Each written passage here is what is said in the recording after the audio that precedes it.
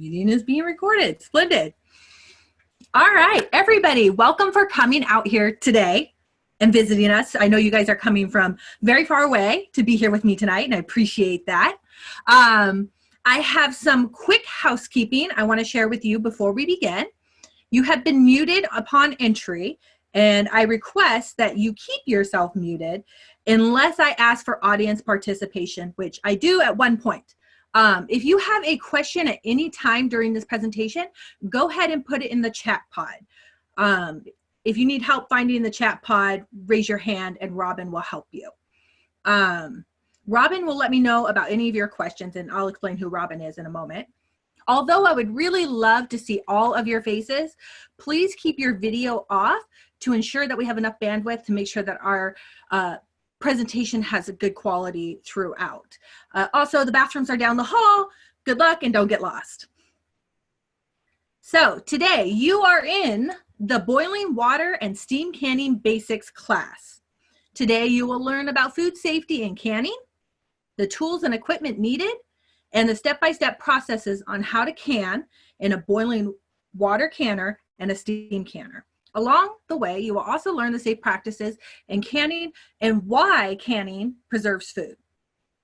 This is brought to you today by the University of California Ag and Natural Resources, which through the Master Food Preserver program of Amador Calaveras counties. The UC Master Food Preserver program, the purpose of which is to teach research-based home food preservation to the residents of California. We are a volunteer organization within the University of California Cooperative Extension, trained and certified by the University of California, guided by the statewide Master Food Preserver program. We will mention various products throughout this presentation as examples. None of these are endorsements by any means. So, my name is Vera Bullard. I'm not sure you can read my name tag, but I thought it was appropriate for it. And I have been a Master Food Preserver since 2014, and I am your hostess, hopefully with the mostest tonight. With me is the extraordinary Robin Cleveland. She will be doing, funneling your questions to me and managing the room. Also with us is the illustrious Sue Moschbacher, who will be demoing pickled garlic. So she's going to show you guys how to make this at home. And she's also going to show us a brief video on how to can pickles at home as well. I want to make sure that everybody has the current handouts. We have a lot of handouts. They are in the chat pod. So if you have found the chat pod, you can look there and see if you have it. If you don't, just go ahead and message Robin and she'll make sure to get it to you. And if you haven't found the chat pod, raise your hand and Robin will help you. There are 3 handouts for tonight. We have the boiling water and steam canning basics. I will refer to this often about the page numbers and where you can find the information. You don't need to worry about remembering that because we're also giving you a copy of tonight's PowerPoint. So you'll have the notes page and you can reflect back on where the PowerPoint was and how it corresponds with the handout.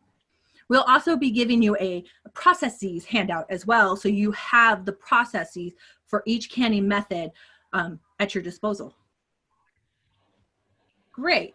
If by any chance you don't get it out of the chat pod, it's okay. We'll be following up with an email. And at the end of this, we will be having an evaluation, and I hope you will fill it out so we can make this better. This is our inaugural online class, so I'm sure there are things we can definitely do to make it better. You'll get that in the chat pod at the end, and you'll also get it emailed to you as well. So now we're going to cover our basic agenda. We're going to cover basic food safety, how canning preserves, the USDA recommended canning methods, basic ingredients, equipment and tools, more basic information, and the processes. So for the first part, we have our basic food safety. You can find this information on pages 1 to 2 of your handout for the boiling water and steam canning basics. So there are several things that affect the growth of microorganisms, particularly in our food. That's temperature, acidity or alkalinity, moisture, oxygen, time, food, and inhibitors. So we're going to go through each of these and talk about how they affect food safety. So first, we have temperature. And we are going to introduce you to this thermometer thing right here, right? Where the danger zone is. Foodborne pathogens grow best under the same conditions that allow people to thrive, so us, and most foodborne bacteria grow the fastest at temperatures from 90 to 110 degrees. However, foodborne bacteria, that's the stuff that gets you sick, will grow in temperature range, the temperature range known as the danger zone. I got some music for you.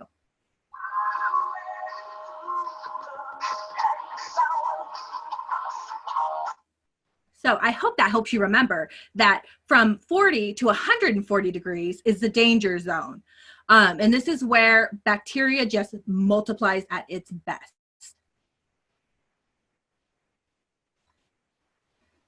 I'm going to amplify this so you can really see it.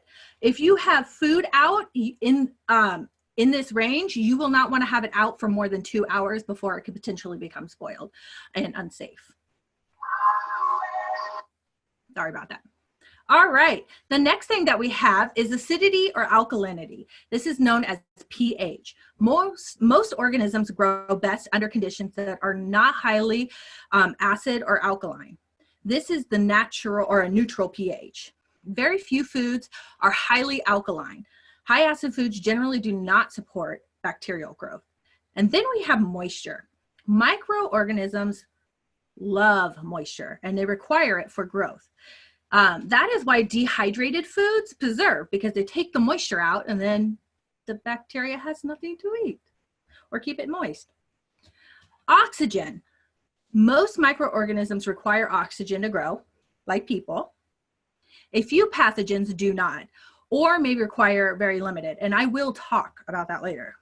However, controlling oxygen content is not useful for controlling bacterial growth for home food preservers. So please keep that in mind. Another important factor is time. It takes time for microorganisms to grow and multiply in foods. The time required is affected by the other things that we've already covered and will cover. So temperature, acidity, moisture, and oxygen levels. Under ideal conditions, bacteria can double in number every 10 to 20 minutes. It can get out of control. Food, bacteria, like humans, require nutrients to reproduce. Foods provide protein and carbohydrates for growth. So they obviously need the foods that you may be preserving or just eating to also grow. Inhibitors, some natural compounds found in food additives are bacterial inhibitors, such as sugar or acid. All right, great. So now you know more about what affects the growth of microorganisms. We're now going to look at how we can prevent foodborne illness. I should have paid attention to that earlier.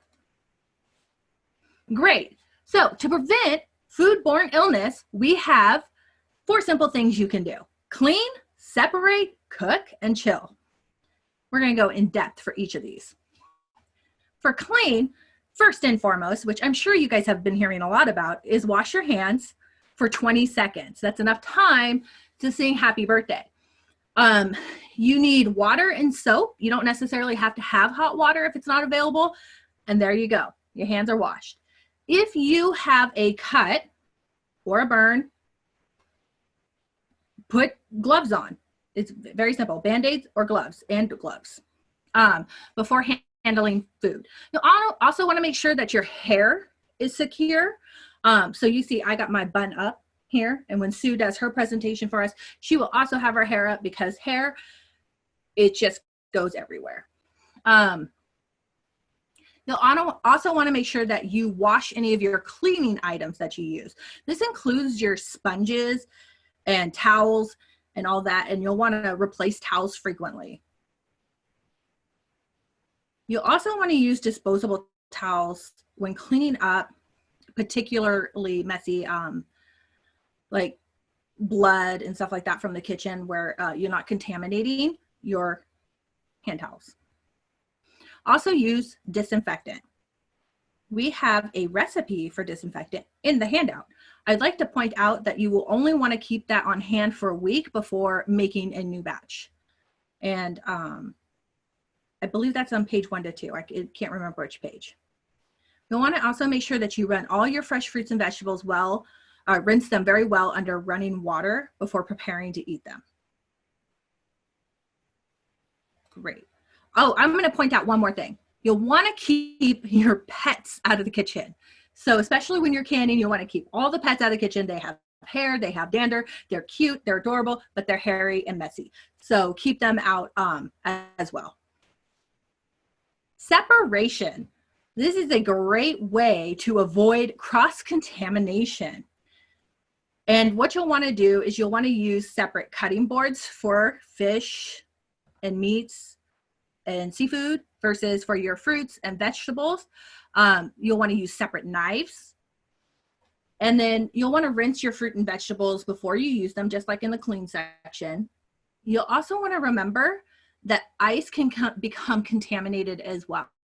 I don't know how many people put their ice in the ice chest with their beverages, and then the kids are like, putting their hands in the ice, grabbing the cans of soda out, and then somebody goes dip a cup in and then pours their beverage in and drinks it.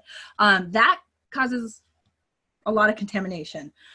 You'll also want to be very careful about how you store raw meat in your refrigerator and eggs. You'll want to make sure that that's towards the bottom of the refrigerator where it cannot contaminate other things, and in a pan. Next is cook. You'll want to make sure that you get the appropriate internal temperature. You'll want to use a thermometer to do that, and also use a reputable recipe. It's pretty simple for that one. Chill. You'll want to keep your refrigerator at 40 degrees or below, because above 40 degrees, you're in the, I hope you're all thinking, danger zone in your head. Refrigerate perishable foods. Thaw in the refrigerator or the microwave or under raw or running cold water. When you're defrosting meats or other things, that you'll want to make sure you do it these 3 methods instead of leaving it out on the counter all day or running it under hot water. And again, as I had mentioned before, if you have foods that are out, you do not want to leave them out for more than 2 hours, because the bacterial growth just gets incredibly vast after that point and could potentially get you really sick. You want to divide your leftovers. I like to spread them out too, to make sure that they're more evenly distributed, to prevent it from bringing the temperature down in your refrigerator or your freezer. And yeah, so remember, temperature affects spoilage. Now, I have the golden rule for Master Food Preservers for you. This is, when in doubt, throw it out. Never ever taste food that looks or smells strange. This is a good life rule. You should use it. So whenever you're just faintly suspicious, throw it out. Sometimes food will look and taste normal. If you just have that suspicion, why risk it? Just throw it out. And do keep in mind, most bacteria that causes foodborne illnesses are odorless, colorless, and tasteless. Great. Now we're done with that. We're moving on to how to can, how canning preserves food. You can find the information on your handout in pages 3 to 4. In some of the slides, I'll actually have the page number of the specific item I'm talking about. All right. The very first thing that helps canning preserve is something called the vacuum seal. So this is where air is driven out of the jar during the heating process. So I have my jar right here, and here's my lid. This lid goes on with the ring, and what happens is when the water is boiling, it pushes steam and air out of this jar. Once that air goes out and you take it out, then the lid is suctioned like that onto the jar, and the seal is formed. This holds the lid on the jar. So this means that if you have done your food properly, you can hold the jar up by its lid. What this does is it prevents recontamination of the food. As I just mentioned, this has been cooked, and it's going to be cooked to 212 degrees, which is boiling point. That kills off most of the bacteria, and the bacteria, it doesn't, then that way it's not recontaminated by being open. So yeah. This prevents also the food from drying out. So I canned this a year ago, and you can see it's still delightfully moist. The vacuum seal doesn't necessarily guarantee safe food. So if you did not follow the rest of the processes that we're going to teach you today, you might consider it may not be safe. And there may be other reasons too. Definitely being in an environment where it gets really hot and cold, extreme temperatures like that can affect the seal, and it could cause it to prematurely open. Another thing that helps in preserving foods is heat. When you heat it up to that 212 degrees, your heat is going to destroy most of the heat resistant microorganisms capable of growth in food that is stored at room temperature. So it's literally, again, boiling this to the point that it kills off most of that. Now, foods are divided into two main categories. There's high acid, I guess you would go up here, and then there's low acid. You can see the chart on the screen. High acid foods contain a lot of acid. Low acid foods contain little or no acid. This is the pH, the measure of acidity or alkalinity. On our chart here, you can see strong acid is at a 1, alkali is at a 14. We're going to get a little closer, a little bit bigger so you can see it. You can see that there is a divide here at 4.6. So this is the line of where we're at high acid, and below 4.6, which is actually going up in numbers, is low acid. So high acid foods are generally all fruits. Some tomatoes and figs are borderline, and in order for them to be considered high acid, you need to add one of two ingredients, and that could be lemon juice, which you have to make sure you get the concentrated lemon juice, and it has to be 5% acidity. If you don't do that, you might not have enough acid in your lemon to make it safe. Your lemon from the grocery store, your tree in the backyard may not have enough acid in it to reach that. So it is recommended that you use the concentrated lemon that has the acid level that you need. You also have citric acid. Ooh.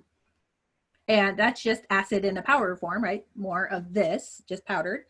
And what that does is it makes it, it adds enough acid to bring those two items up from this 4.6 line and making them acidic enough to be canned in a water bath canner, or a boiling water canner and a steam canner. Another thing is sauerkraut, and through the process that it goes through in fermenting, it becomes safe to, it becomes high acid. And any foods that have acid added, for example, with vinegar or such, then it will now become something that you could do. So that would be a pickle. That's why we're all here tonight. And that's right over here in the corner. So that's not a cucumber, that's a pickle. It's a pickled cucumber.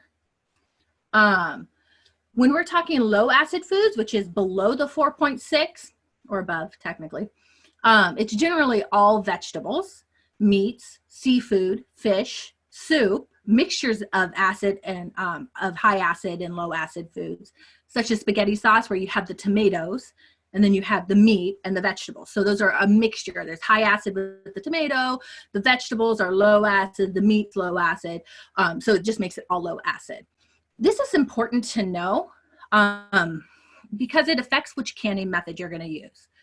So today I'm teaching boiling water and steam canning. There's another one, and we're going to go over right now. So we're going to cover what the USDA recommends as far as home canning methods. There are 3 different types. For high acid canning, we have the boiling water canning and the atmospheric steam canning, also known as just steam canning. There's also a low acid canning method, and that's pressure canning. I'm not teaching you pressure canning today, so if that's what you're looking for, I'm sorry. We're sticking with square one and going with the boiling water canning and steam canning. The difference between these two is that the first two in the high acid canning only get to 212 degrees at sea level. Whereas with the pressure canner, we get to 240 degrees, which is required to kill, well, I don't want to give it away. We're going to talk about that later, but other things that are more dangerous in these low acid foods. So high acid canning is for fruits, pickles, fermented products, jams, jellies. Yeah. And then low acid canning is for the meats, the vegetables, not being pickled, not being acidified, and mixtures of high and low acid foods. So now the big reveal on why there's a difference. And that is Clostridium botulinum. I always say it wrong, so if I did, please pardon me. I just get really excited and overpronounce it. So this botulinum forms protective spores that are heat resistant. So that means 212 degrees doesn't cut it. We need to get much, much higher than that. We need to get up to 240 degrees. And that's where the pressure canning comes in. So the reason that we don't need to get our high acid foods up to that 240 degrees is because of the acid right here that we're adding. So that's why. It will not, the spores won't germinate in that environment. So anything that is low acid needs to be pressure canned. So low acid foods are not pressure canned conditions because they're favorable for botulinum spores. They're at that danger zone, which is 40 to 140 degrees. So the danger zone is high moisture. Look how deliciously moist it is in there. There's no or very little air. See, low air. We'll show you this one. This one's very little air, right? And it's a low acid environment. These aren't, but with the other stuff, right? So that means botulism, like, yes, this is my home. This is great. And that's where you can get sick, right? Because the spores will germinate and they'll form this toxic producing cell that will cause botulism and then potentially death. There's other things. So food can contain this toxin without showing any signs. You won't taste it. You won't smell it. You won't even look at it and be like, oh yeah, there's botulism in there. The symptoms usually appear within 12 to 72 hours, and it could be digestive upset, blurred or double vision, difficulty swallowing, speaking, or breathing. And again, like I said, possibly death. So be very careful in making sure that you follow the proper procedure and use the proper procedure for what you're canning. I hope you now know the difference. So we're going to move on to boiling water and steam canning basics, the basic ingredients. So again, I'm not covering pressure canning today. Now, these basic ingredients can be found on page 3 and 4 of your handout. I'm going to get my lemon juice back here. Again, with the tomato and the figs, you'll want to use lemon juice. And I have my 5% glorious concentrated lemon juice here. If you don't want to use the lemon juice, you have the option to use the citric acid.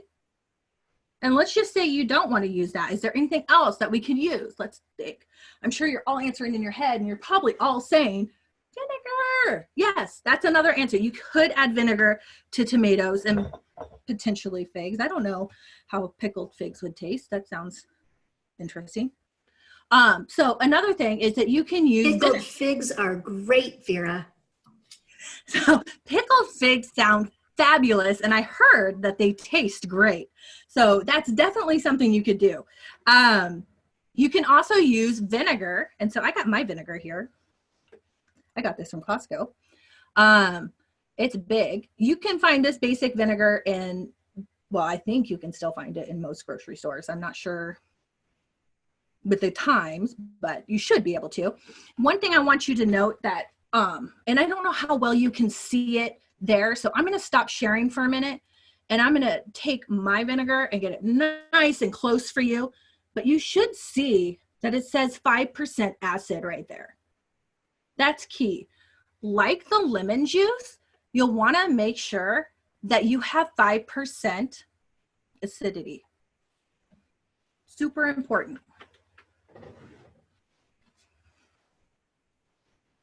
I have to readjust my screen now, guys, sorry. The next thing you can use is salt. And you can use a salt brine. And we're gonna talk about what kind of salt. So I believe we covered the main the ways to get it acidified. So we have lemon juice or the citric acid, we have the vinegar, and we have salt. Okay? Now let's go in depth. Vinegar, again, I said the 5% acidity. You really have to read the label.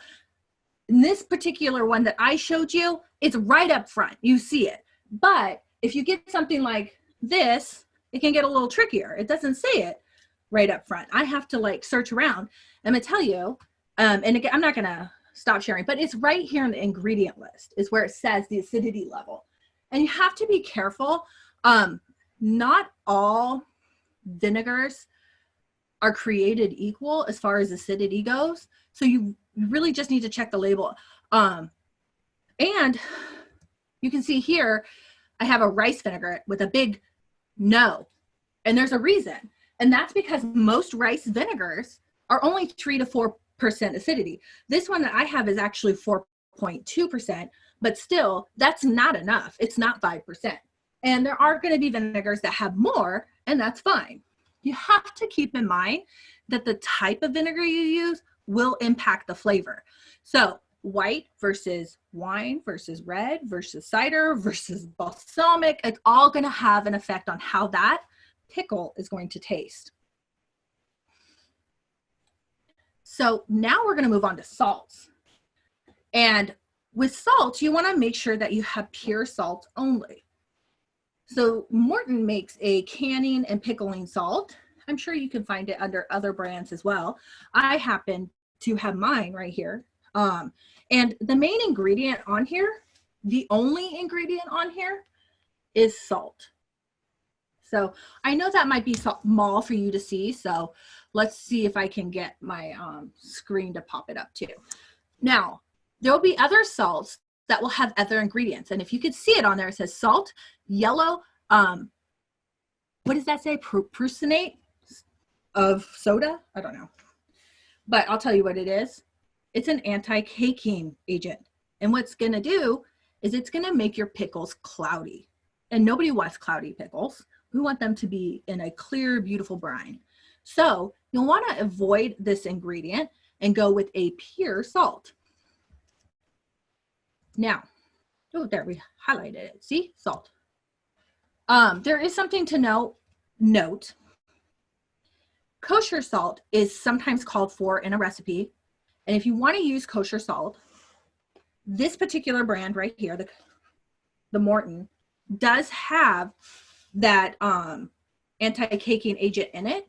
So you will not want to use this particular kosher salt because it'll give you that cloudy look. You'll want to find one that doesn't have it, but you also want to know that all salts aren't weighed equally. They're not created equally. I don't know how you want to put it, but this is a granulated salt. This is a flaked salt. And so they weigh different. They're the same size, but this one is takes more salt than this one right here.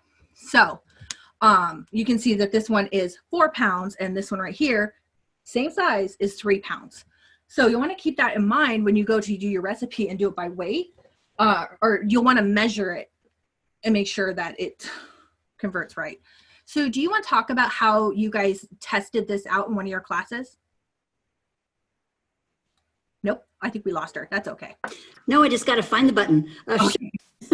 So as you can see in the picture on the screen, the 4 pounds is a small box, 3 pounds big box. Kosher salt is nice and fluffy. It's very flavorful. And so what we did was we took a scale, a very accurate electronic scale, and we measured out 4 ounces of salt, canning salt, and then we measured out 4 ounces of kosher salt, and we compared the difference. And for actually it wasn't 4 cups, it was a half a cup of canning salt.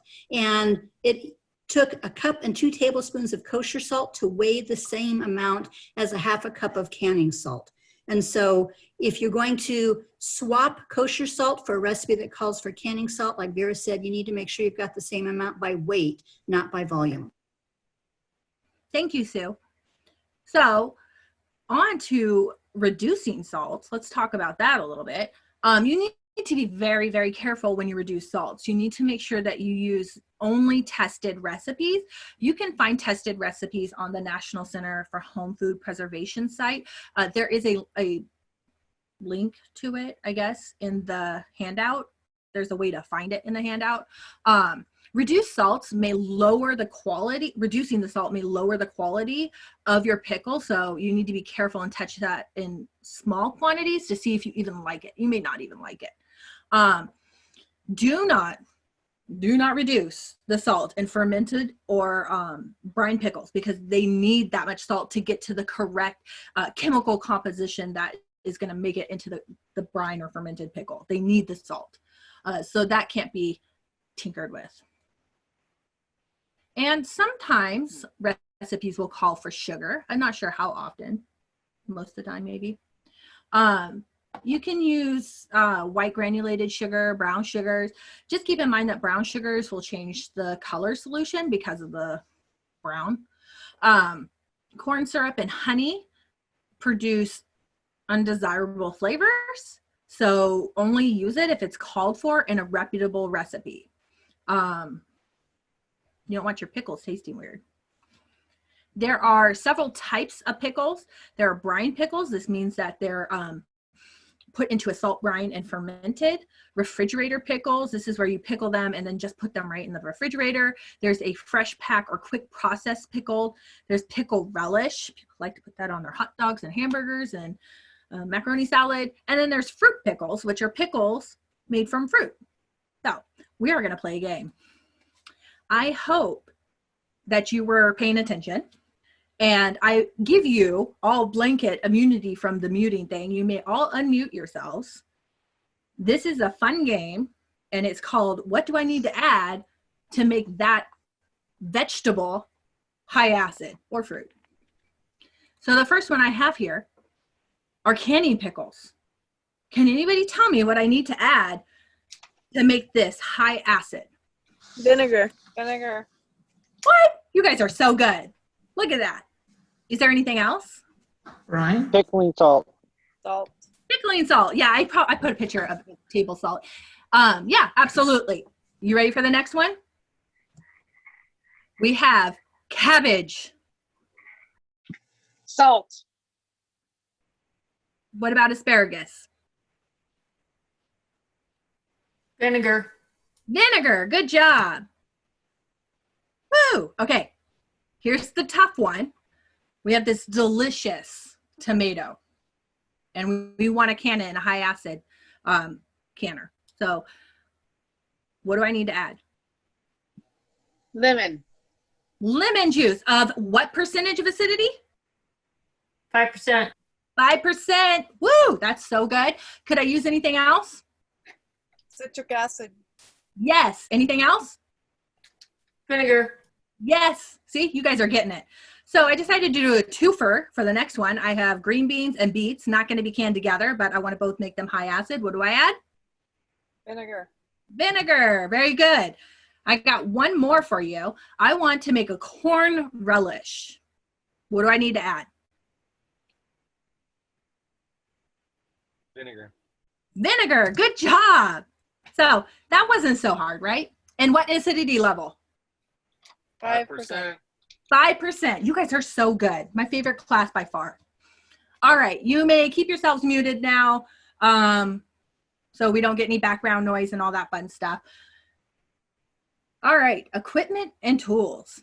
Now we're going to get to the nitty gritty of what you need in order to start canning. This is found on page 5 of your handout. So first we're going to start with specific canning tools. First, we have the boiling water canner. This one right here is mine. And I still have the label on it. So the big old pot, that's what it is. It's got a very thick bottom, and that's key. It's got a lid. It's a pot. So that is our boiling water bath canner. The second or alternate version is to have a steam canner. This is much lighter. It's aluminum, and it's also 2 pieces. It has a bottom. It's a shallow bottom, and then it has a lid, and it's a much bigger lid. It has a hole right here for steam to escape, and it has a temperature sensor on the top. This is not a gauge. It doesn't gauge anything. It just lets you know about the temperature. They're not always accurate, and there's no way to test them. So we'll talk about that later. There's also something called a combo canner. And what that is it's this canner, pretty much the same thing with this lid with that gauge or the sensor on it. And instead of filling it all the way up, you will only fill it a few inches, less than that actually. And then you can do your steam canning in there. All right. Then we have the rack. I took the rack out so I could show you separately. Each one of my canners came with a rack. Yours will probably come with one too. But you don't have to commit to those racks either. I just got to tell you that. Like, uh-oh, I got my racks tangled. This is the one that came in my boiling water canner, and a nice feature, theoretically, is that you can put this on the side, hook it on the side right here, and then put your jars in and then whoop, and dip them down. Yeah. Then getting it out is a nightmare. So there's that one. And then this one came into my steam canner, and it is just a nice rack. You can use a pizza pie pan. You can take all these rings that you have left over from canning yourself and twist tie them together and make your own rack. You can do a lot of different things. You don't have to be committed to buying a special canning rack, but it is important to have something at the bottom of the canner because you do not want the glass to touch the bottom of the canner and overheat and crack and break. So a rack is a must.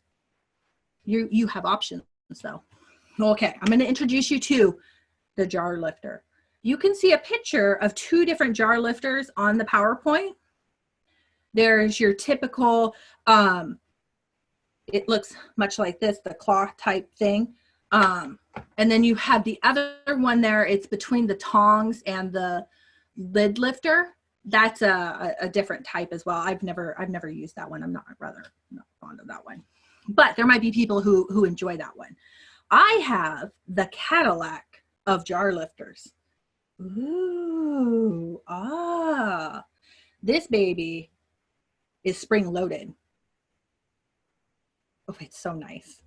You don't have to go to that extreme. I got it as a gift, so you know, that was nice.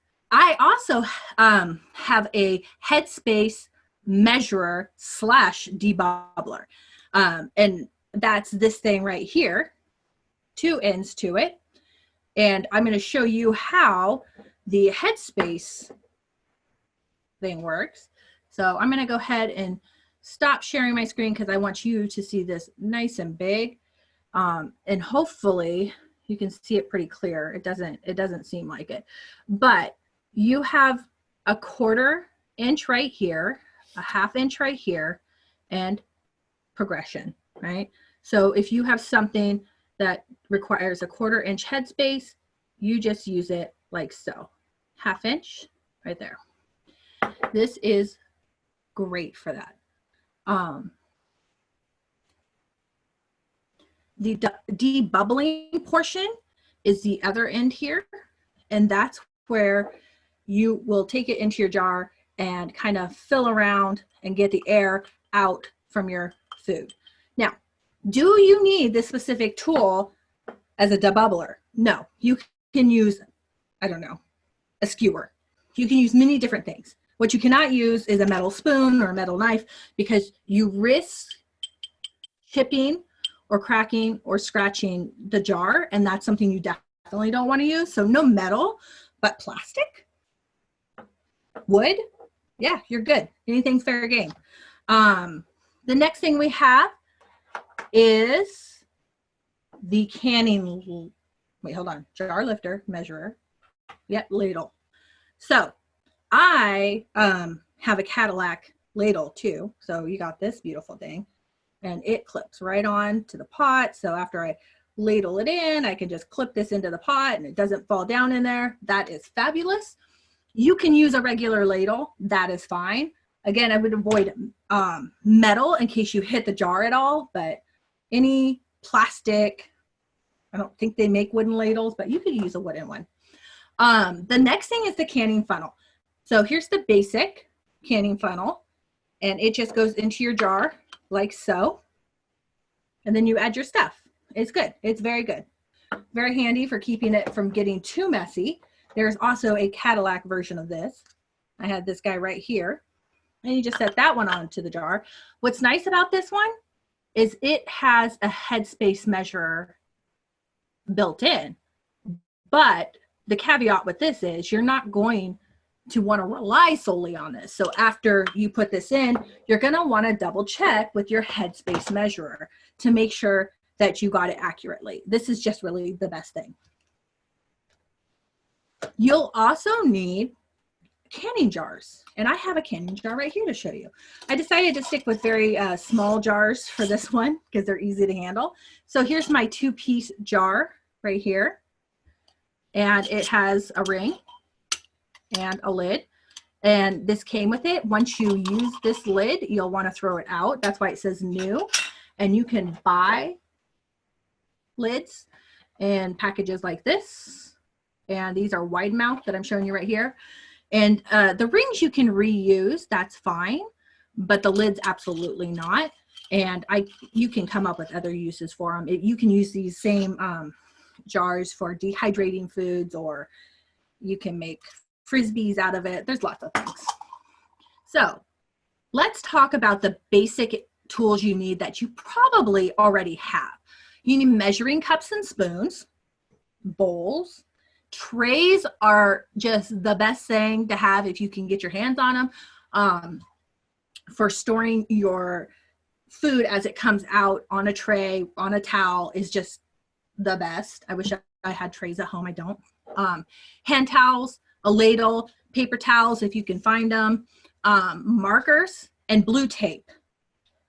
That sounds weird, right? Markers and blue tape. You're thinking, what? So the markers and the blue tape have a purpose. When your stuff comes out of the canner, you can't touch it, right? And then you go to put it away, you need to label it. And the best way to do it is to use blue tape and a marker, because it'll then come off. And if you want to put a proper label on here, you can. And if you don't, then it's still here. It's incredibly hard to write on these lids when they're still wet and all that too. So you can just use a black Sharpie after you're done and mark it on top too. So if you don't want to do that, but if you want to be fancy and have fancy labels, this is a good way to pre-label it before you make the real label.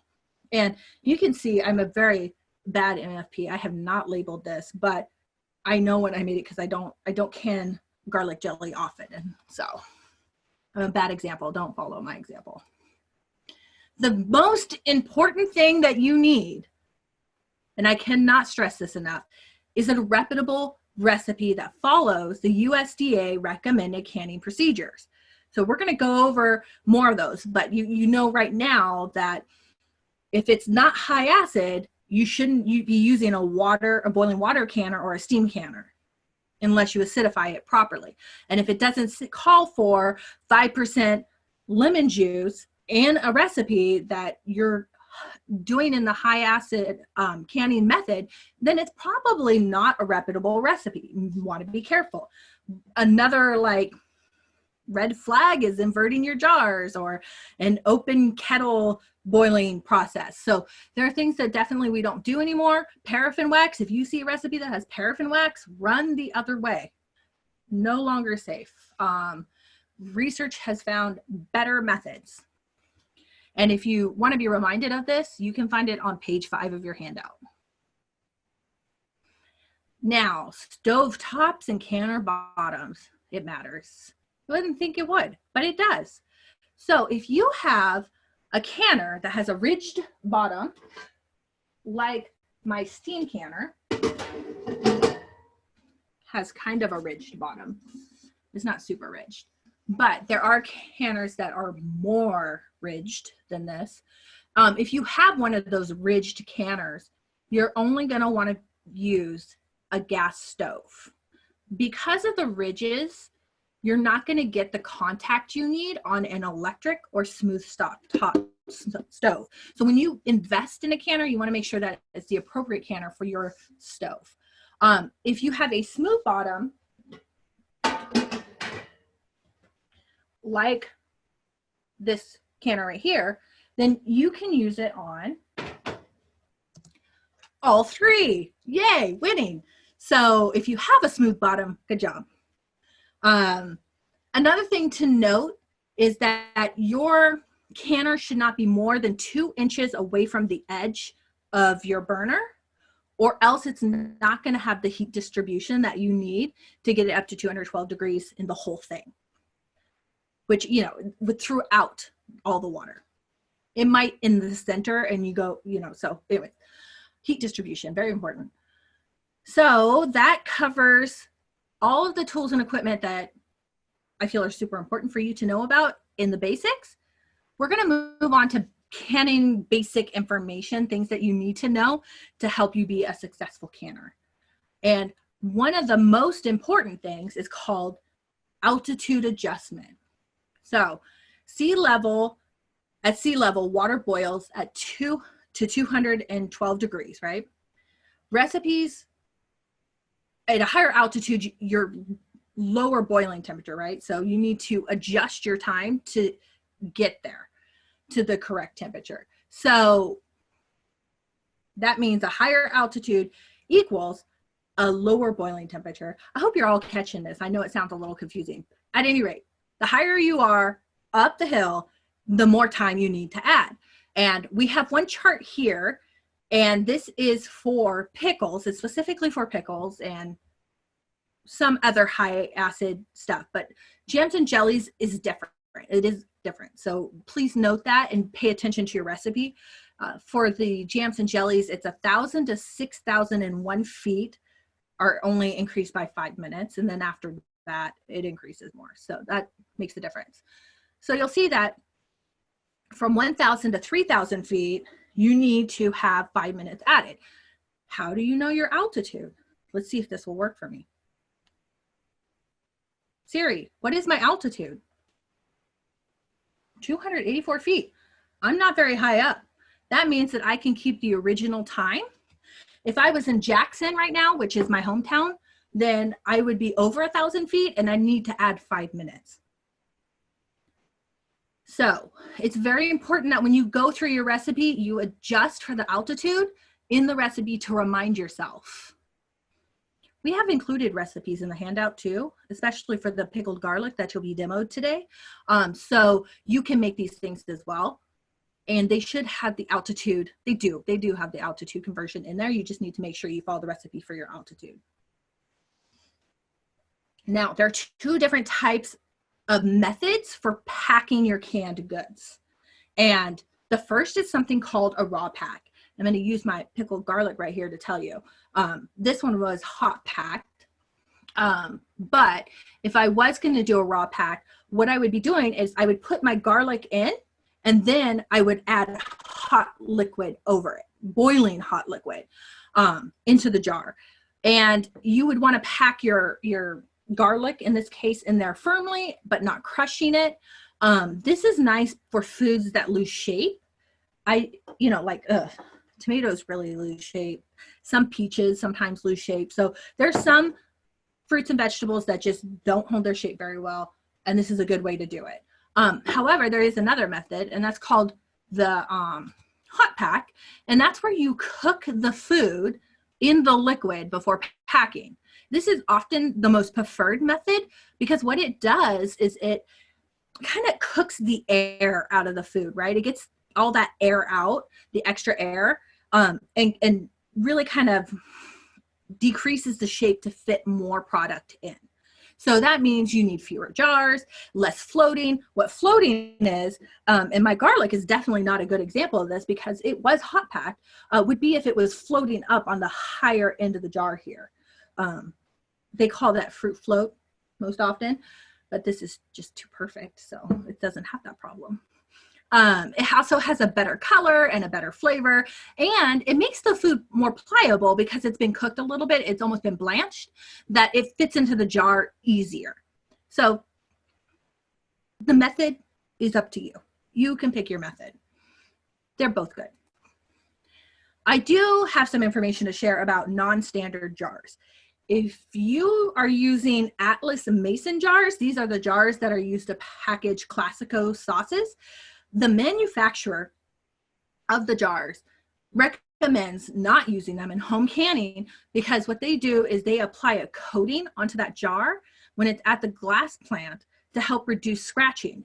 If that coating gets scratched, because the jar is already of a lighter weight of glass, it increases the likelihood that it will break. So I don't think you want to deal with broken glass in your canner and the loss of your product. Avoid using non-standard jars. If you have a hard time affording jars or finding jars at the store, the thrift store is a great place to get jars. There are people who become canners, they're avid canners, and then one day they're like, I'm done with this, I need to get rid of my jars. And that's when you can make out and have lots of jars. Yard sales is another good thing to be aware of. Sometimes they sell you jars with things that have been in them for very, very long periods of time. Do not open those, throw them away. Okay, preparing your jars. When you prepare your jar, you're gonna open it up. You're gonna check your jar. I'm gonna go through this fast and then I'll kind of get closer so you can see it. We're gonna check the jar for nicks, scratches, bubbles, or any other imperfections. We're gonna wash the jar and the lids in hot soapy water. And that's supposed to be in, not hot on. You have to have it in it. The jars need to be kept hot until they're ready for use. And that's to also, again, prevent them from breaking. It can be a shock to have hot stuff go into a cold jar.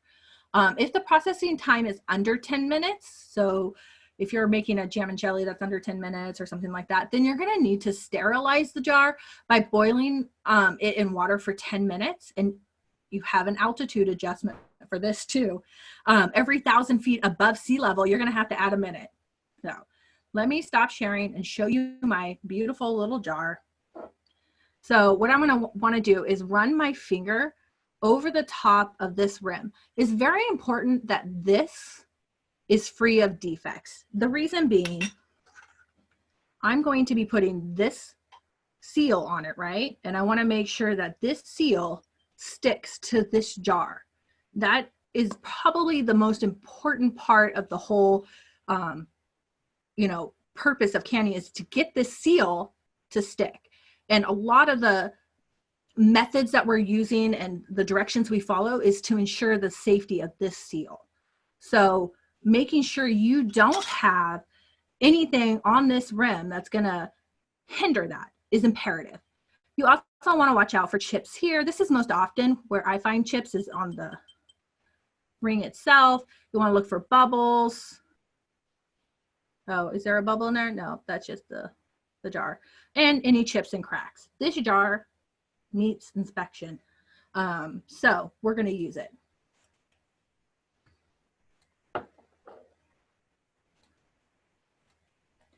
Now, let's find out what's next. Oh, that is preparing the lids. So again, my 2-piece lids. I want to always have a new one of these, right? You guys have caught on to that, I'm sure. And I have my ring. One of the things you want to do with the ring is make sure you check it for any rust and whatnot. You can reuse these, dry them well so they don't rust. Again, new lids, you can get them at the store, and you don't want to reuse these. You'll also want to follow the directions on the box. At this point in time, if you find a box that tells you you need to boil your lid in hot water to get it ready, those lids are probably not good to use anymore. There is a time limit an expiry date on lids. As a matter of fact, my dad, he thought he was being so sweet. He is so sweet. He bought me all the expired lids from Safeway thinking he was helping me. And I was like, thanks, Dad. But I can't use them. So do remember that they do expire. So that is because the seal needs to remain gummy in order for it to make a proper seal.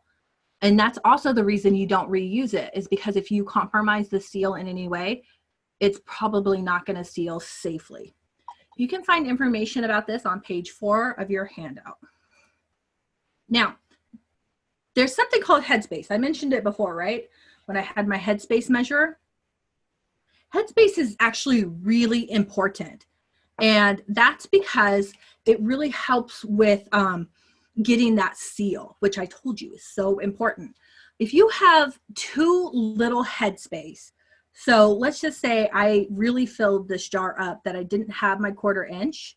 What would happen is my wonderful garlic jelly would bubble out.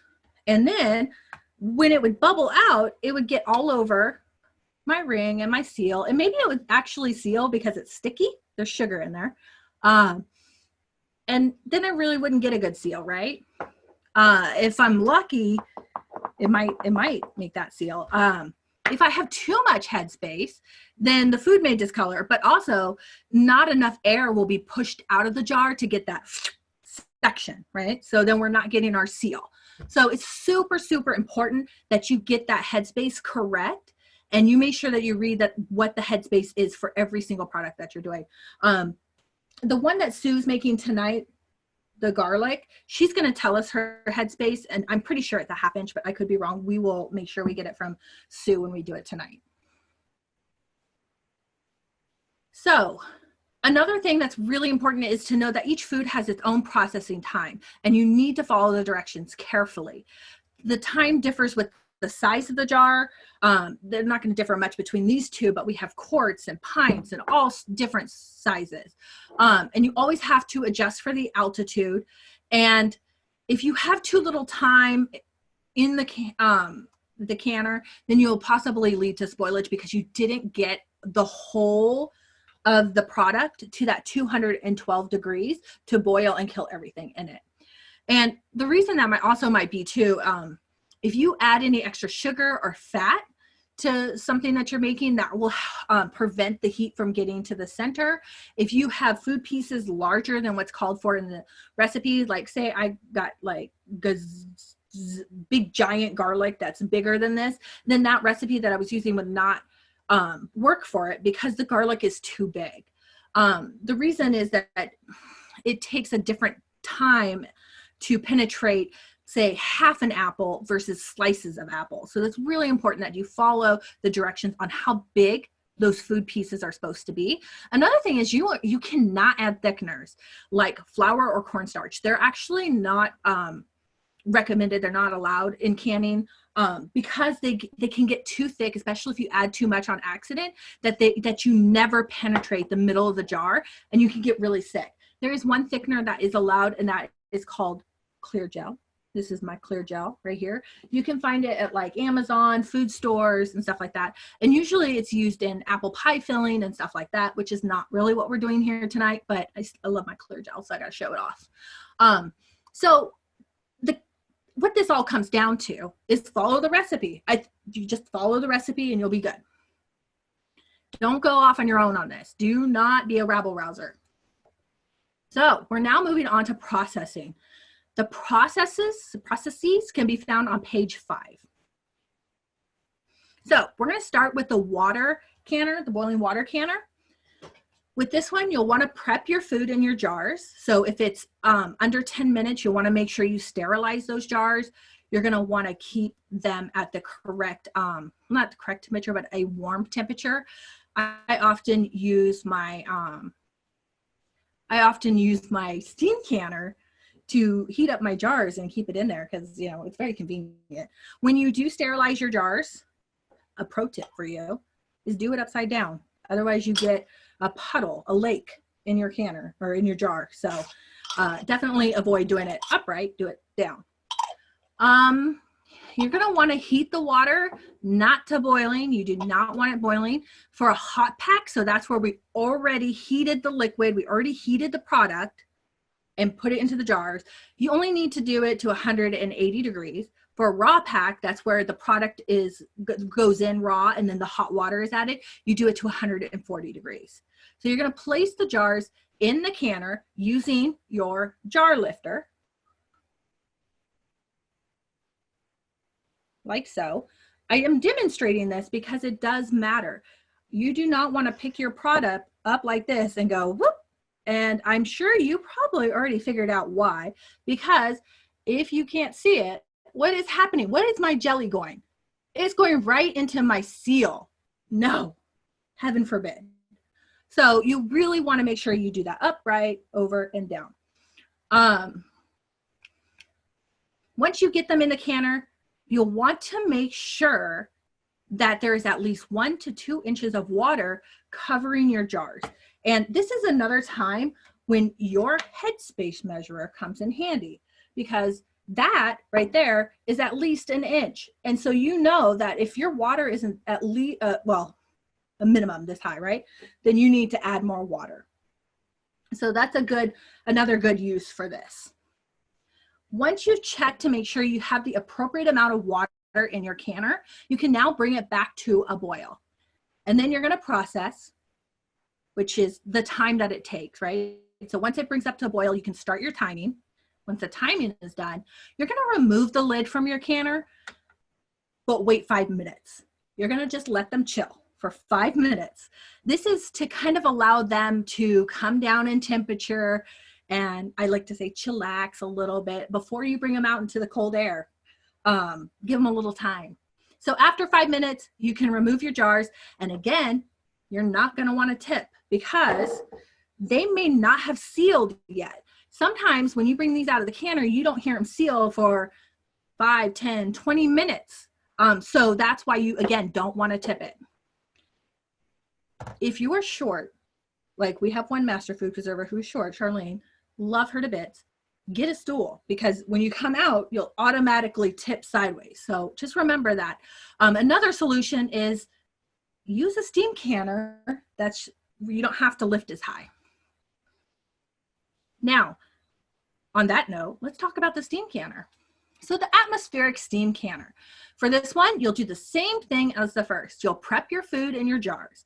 For the heat, you're not going to be boiling that water in the bottom of the pan. You certainly don't want to get it boiling because you can't process for over 45 minutes in this because you lose water. The evaporation of water after 45 minutes, it can't go above it. You lose the water and you can't refill it because then you'll have to restart your time and then it's just a hot mess. So check your water. So it's going to be 180 degrees for the hot pack. The raw pack's 140 degrees. You're going to place the jars in the canner, again, using the up-down method. No tilting. Good. And then once you put your jars in the canner, I like to have I have an electric kettle. I feel spoiled. I make sure that it's boiling and ready to go. And I pour more water in there if I feel I need it, depending on my processing time, how much water's in there. Make sure it's topped up, just like with the boiling water canner. And then you want to get it back to what I don't know, you want to call it pressure. You want to have that steady stream of steam. So this has that sensor. And for me, I'm going to be in zone 1. Here, let's stop sharing so you can get the big picture. Right? So I'm in zone, I'm going to try to like block the glare. That's not working. I'm in zone 1. This is blue. There's zone 2, it's orange, and zone 3, yellow. Your goal is to get into the green on all of these. Like I said, this doesn't always work. The gauge or the sensor can sometimes be off. So your best method of checking to make sure that this is ready is to have that steady stream of steam coming out this hole for 6 to 8 inches. Okay? So when it's shooting steam out like this, that's good. I do want to caution you, like it says right here, steam is fierce, and it can like take your eyebrows off and your, like, yeah, boil the water right out of your eyes. So you want to make sure that you keep that away from you. Sue will show you, and be very careful with it. So once that steady column of steam is out, you can start your processing time. Again, you cannot go over 45 minutes because you're not going to have enough water and you're just going to ruin things. After you're done, you're going to wait, you're going to turn off the heat and wait 2 to 3 minutes. Again, we're letting the jars chillax, get it acclimated to not being boiling. And then after the 2 to 3 minutes, you can remove the lid and then remove the jars. The reason I said that trays are great to put their jars on is just because you can't move them after you get them out. So that's always great. So we're going to go into a little bit more detail. When you're filling the jars, you're going to check the headspace. I kind of already showed you that. So I'm going to go with my 1/2 inch for this. I got something in here right now to kind of pretend to be stuff. I want to make sure that I have that 1/2 inch, and I just gently rotate my jars, and it is kind of hard to do because I don't have it on a table. So I would use this twisting method because it's going to be hot. So you don't want to just grab onto this jar. You're going to lightly, daintily want to touch it. If you want to get one of those silicone gloves and do it, those work great. But I want to make sure that not only is it a 1/2 inch over here, it's a 1/2 inch over here, because sometimes the food product can kind of be lumpy. I also kind of tap my jar on the table a little bit to kind of settle it. I'm going to debubble it, right? I'm going to be a little more careful than this, but my towel is not really a great thing to debubble.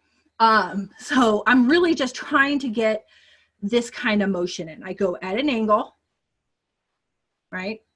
Come in, duck down, bring my food away, and make sure that I'm getting all the air out.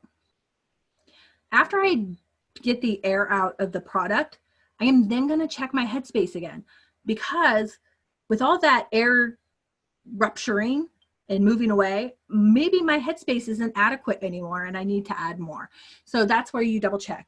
After that, and this is why I have my little towel in here, I need to wipe the rim of my jar. So what I'm going to do is I'm going to take, normally a paper towel would be best with a little bit of water. So a slightly moist paper towel. If you can't find a paper towel, then some kind of finely woven cloth would be best, but a towel will work. And it, again, that moisture is important. It just is better at wiping up. So I'm going to take my finger and run it across my jar. I'm going to try not to dip into my food product. So I'm going to also do this at an angle that kind of wipes it that way. So I do that all the way around. Once I get my lid on my beautifully clean surface, because I've wiped it all up, I can then go ahead and start wiping around the rim to make sure that that is clean. Once I do that all the way around, I can add my ring. So when the tightness level, have it, for when you're putting these into the canner is something called finger tight. And what that is I'm tightening this till my fingers slip. So you see that the jar is moving, my fingers aren't. I'm not tightening it anymore. Once I get to this point, I then just tighten my fingers and just go a teeny tiny bit, like a 1/4 inch. You can measure it on your Headspace measurer. Then I can put it in my jar. Another technique for this, and there's a tool for this too, a very fancy tool, is that I can take my little towel, and then once it starts slipping, then I know just a little bit more. Easy peasy. So again, the reason that we don't want to tighten it too tight, we don't want to crank down on this, is twofold. A, we want to let the air escape during processing, and B, the ever so important seal may get damaged if you cut into it with the jar and just really like squish it. It's fragile. It's not incredibly fragile, but it is mildly fragile, as is most things.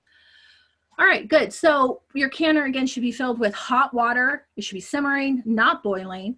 You should be using the jar lifter to place it in and out of the canner, unless you are Iron Man and can just like go into hot water.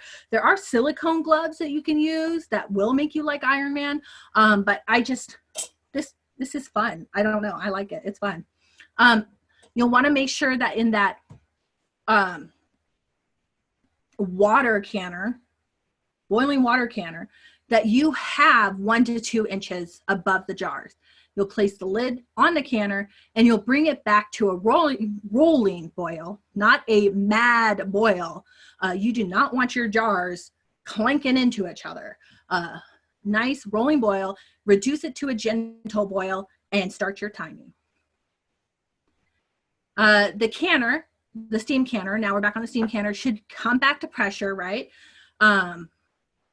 Or should, actually, this slide is a little off. It should be back to a warm temperature, ready to go. You use the jar lifter, put them right in, keep the jar straight up and down as we discussed. You put the lid back on a canner and check your water before you do that and bring it back up to pressure.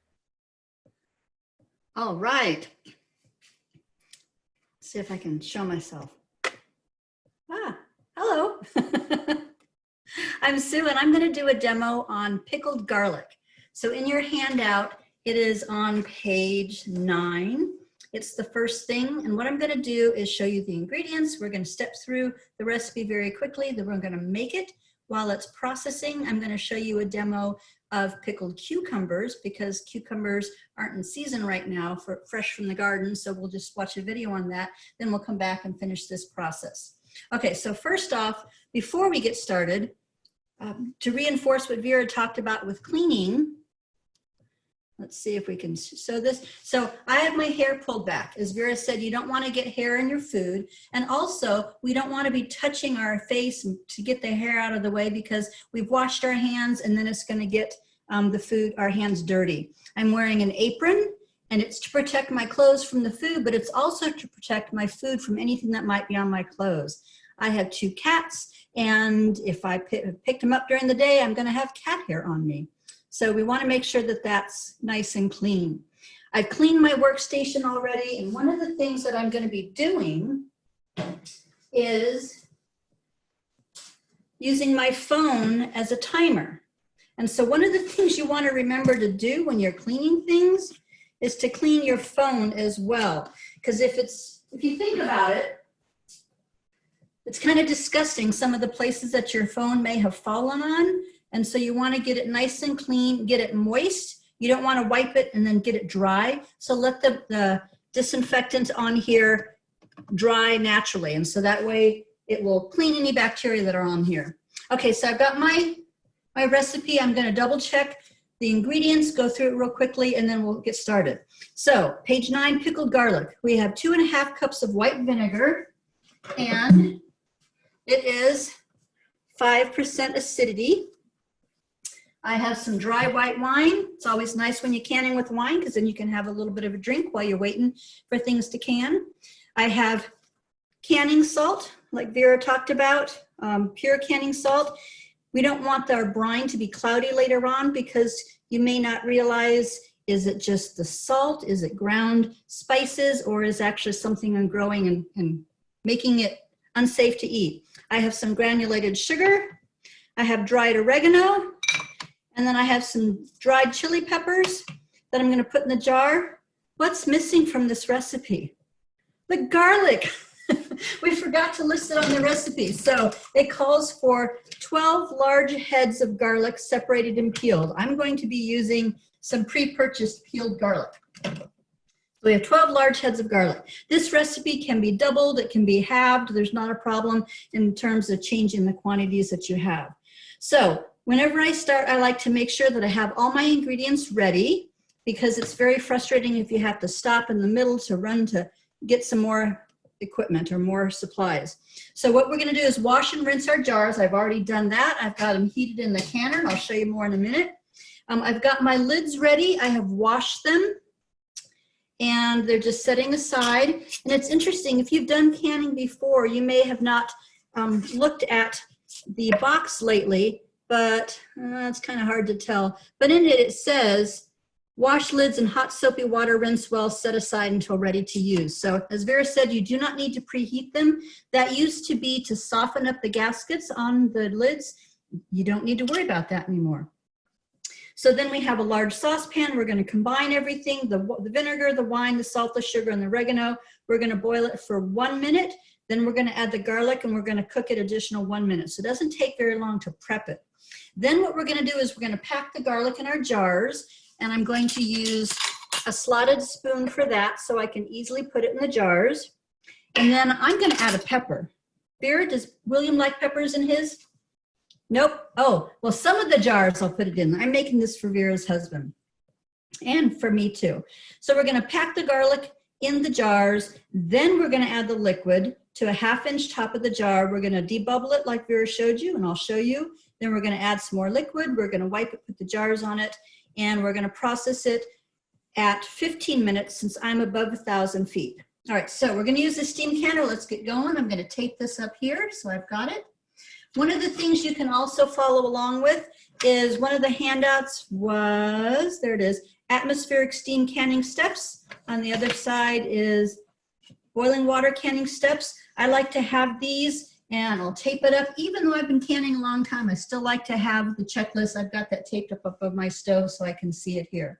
All right, so first thing we're going to do is we've got our jars. I have my pot. See if I can adjust this. And I'm going to add the rest of my vinegar. I have some in here starting already to heat up so that I don't have to wait as long for it to heat. I have my vinegar. I have my white wine. And then I'll add my salt. Get the salt in there. Get the sugar in there. And actually, all the salt didn't come out. And the oregano. And so now I'm going to turn the heat up, and I'll get it to a boil. Get this stuff out of the way. And so I'll bring it up high. There's not a whole lot in there. A little bit of sugar makes it nice and sweet. Most of the time when you use larger quantities of sugar, it is for pickled fruits, and I've got some fruits that I'm going to show you. So actually, while that's heating, I'm going to show you a couple of pickled products. So let's see.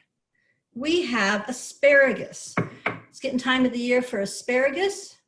Got to find a glare in there. So asparagus is wonderful to preserve, and this one has garlic in it. One of the things you may find when you're canning asparagus and you're pickling it is if you're using fresh garlic from your garden and you haven't dried it, it turns blue.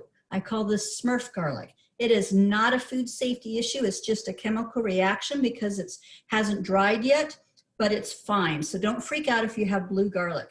When you are canning your asparagus, you're going to need to cut your asparagus chunks so that they fit into your jar. And so you may have a lot of little bits and pieces. Don't toss them. Just make a jar of canned asparagus ends. They are fabulous, just as delicious as the full one. Another one I want to show you, you can kind of see, let's see, this is an older jar of asparagus, but it has these little spots on them. They're called rutin, and it's again a chemical reaction with hard water, the minerals in the water, and natural chemicals in the asparagus. So if you find some of your pickled asparagus that has little white dots on it, it is not spoiled.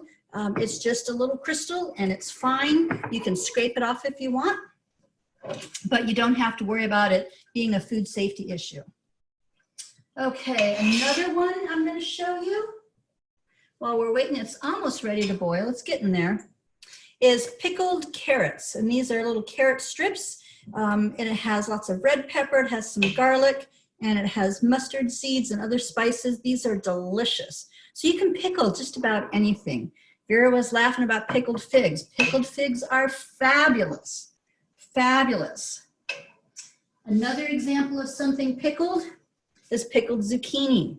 At the end of the summer, and you've got zucchini coming out of everywhere, you can take it and you can pickle it, and the zucchini just absorbs all the flavor. It's wonderful. And the recipe handout has recipes for pickled zucchini in cubes, bread and butter zucchini. So there's lots of ways that you can or pickle zucchini. All right, so this is just about boiling. So it calls for 12 heads of garlic. I have no clue how much garlic this is. So what I'm going to do is I'm going to add just enough so that it covers, or that the brine covers it. I may not make the whole 5 pints that the recipe calls for, but I'll make quite a bit. Ooh. I head over and inhale the vinegar. It's quite strong. And I'll add a little bit more. And so I stopped the boil. So there's my garlic. And so I'm going to bring it back up to a boil. I think I'll add a little bit more. And then it's not going to cook very long. So I needed to bring it to boil, and then I'll set my timer for a minute. You know what? I skipped a step. Okay, well, we just need to make sure that the liquid is hot. All right, so while that's getting ready, I'm going to show you the jars. So this is the steam canner, and I have my jars heating in here. With the steam canner, you can see that we have the rack on the bottom. Got to get my cable out of the way. Got the rack on the bottom. I have my jars here. Now, if you notice, I have some of the jars upside down and some of them straight up. If you're going to be using a steam canner to sterilize your jars, you want to have the jars upside down. So that way the water and the steam goes inside the jar and heats the jar thoroughly from the inside. This recipe is going to be processed for 15 minutes, so I don't need to worry about sterilizing the jars. They just need to be hot. So now Vera had mentioned silicone gloves. They're my favorite present that my husband gave me a few years ago. So I'm going to use my silicone gloves. And with these, I have put my hands in boiling water before. So now if you have a jar that's upside down, let's see, I'll show you this guy here. It has water inside, and so you have to be careful when you lift these up because the water's going to come out. And so use 2 hands. I'm going to turn this upside down. Got more water in there. Vera did mention to make sure that you check the water level. If it takes a long time to process your food or to heat it before you put it in the jars, you may have had this cooking for a while, and so it may get kind of low with the water level. So like Vera, I like to use a electric tea kettle. All right, so my food is just about boiling. All right, so I'm going to get it ready for a minute timer so that when it is at a nice boil, I can start the timer. So now I've got the water in here. The steam canner is the same basic process as the boiling water canner. I like it. I call it drought tolerant canning because there's only a couple of inches of water in here. And if you think about it, once we get ready to can and put the lid on, it's going to take a lot less time to bring 2 inches of water to a boil as opposed to a full pot of 6 to 8 inches of water. So it comes up to boil very quickly. All right, so let's check on our garlic. It's getting there. I'm going to turn it up a little bit higher. So the garlic is beautiful white. I asked Vera how her husband William likes to eat this. And she says he just eats it right out of the jar. But there's lots of different things you can do with pickled garlic. It's a nice burst of flavor. And I'm doing pint jars. You can also do them in half-pint jars. And that way, if you want to have just a smaller amount open at a time. All right, so it's starting to boil. We've got a little bit of a boil in there. I'm going to set my timer for a minute. I'm going to get some of these other things out of the way, and then I'll show you the canning tools that I have. All right, so over here, I have my funnel.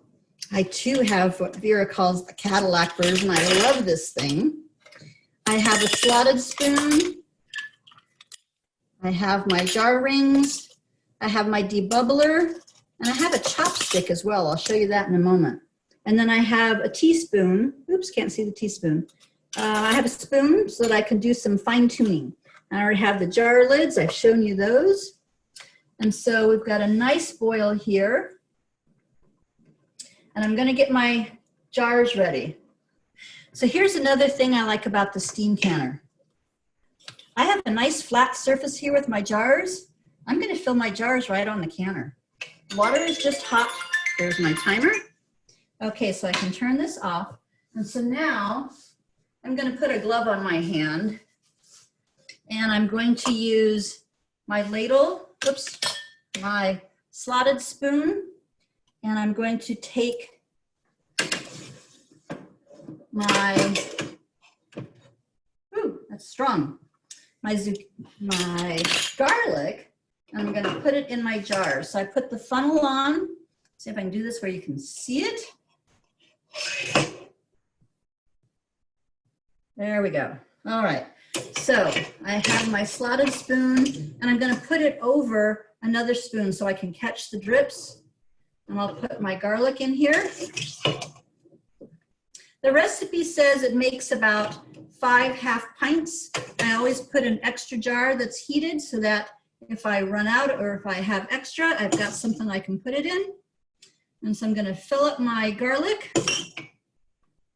I don't think this amount will make a full 5. Oh, it's supposed to be half pints. Sorry, Vera. He's going to get a lot of them. Okay. Half pints and pints will process for the same amount of time. So I'm going to put some in a half pint. Go ahead and stick these in here.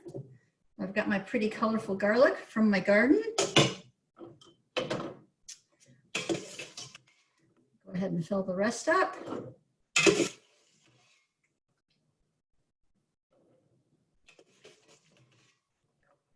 Now, once I have these in the jar, then I'm going to add the liquid. And then once I add the liquid, I'll debubble. And I'll get rid of any air pockets that are trapped underneath the garlic. All right, just about done. I keep breathing this and it goes quite pungent. Delicious smelling, but strong.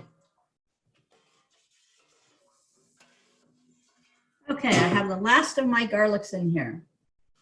So now I'm going to fill the jars with the brine. So I take my ladle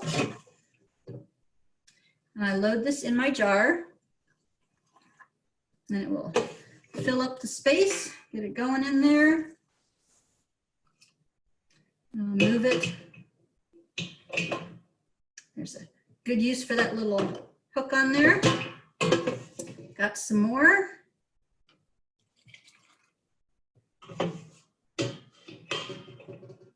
And this jar here.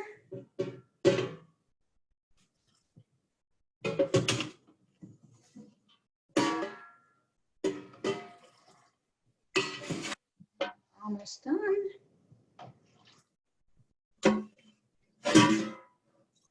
All right, so now I have my jars filled. I'm going to get these extra ones out of the way. And now I'm going to debubble it.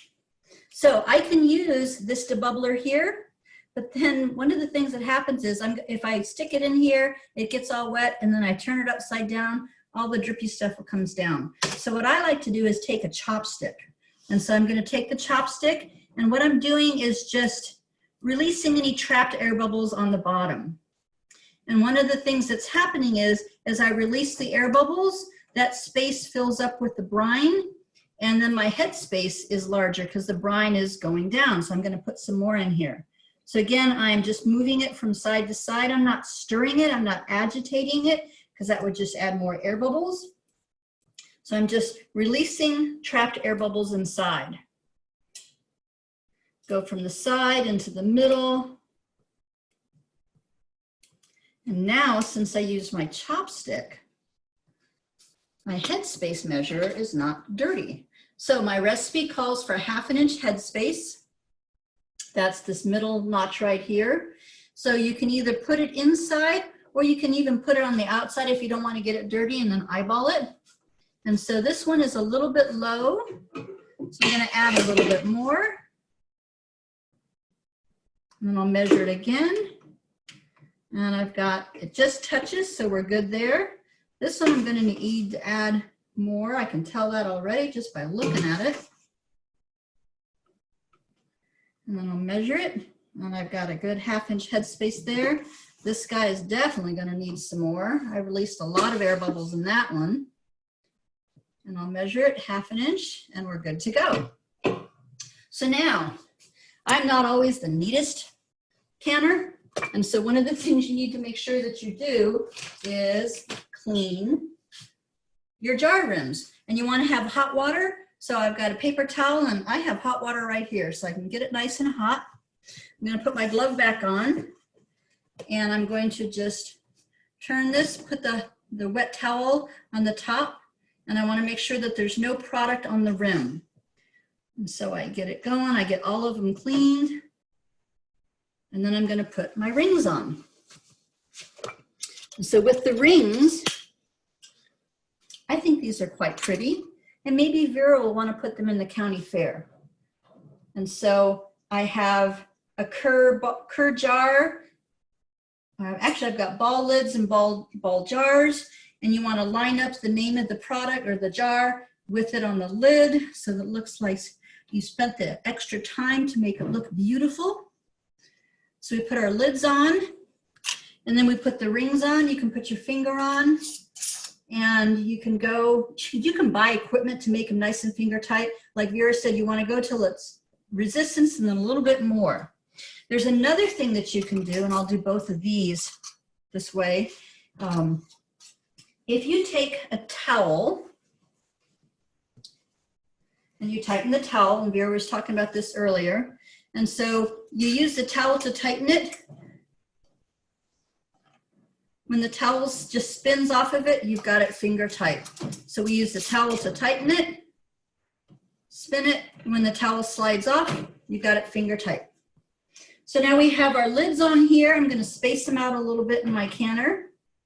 Get this out of the way. And now I have the lid. And as Vera mentioned, there's a hole on the side of this. On my canner, I put vent hole, put it here, because I want to make sure I have it faced away from me. I have plenty of water in the base. I put this on, I turn it to high.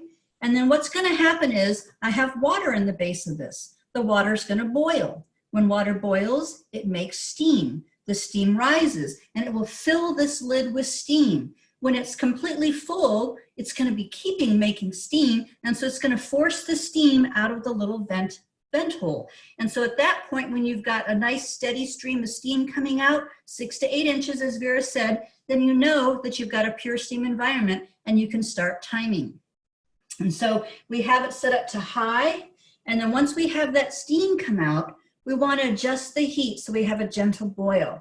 I like to describe it as we want a smooth jazz boil, not a heavy metal acid rock and roll boil. It's the same temperature, and if you have it very strong and a heavy vigorous boil, like Vera said, your jars are going to be shaking around, especially in a boiling water canner. So you want it gentle boil, still 212 degrees.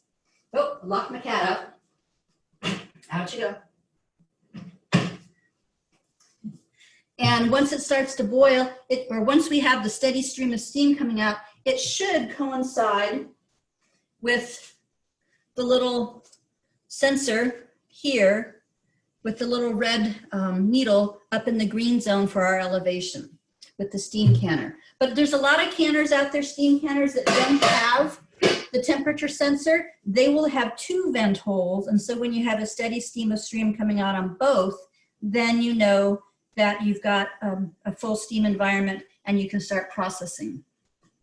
So it's going to take a moment, and while it's coming up to temperature, I'll show you a couple more things, then I'm going to show you a video.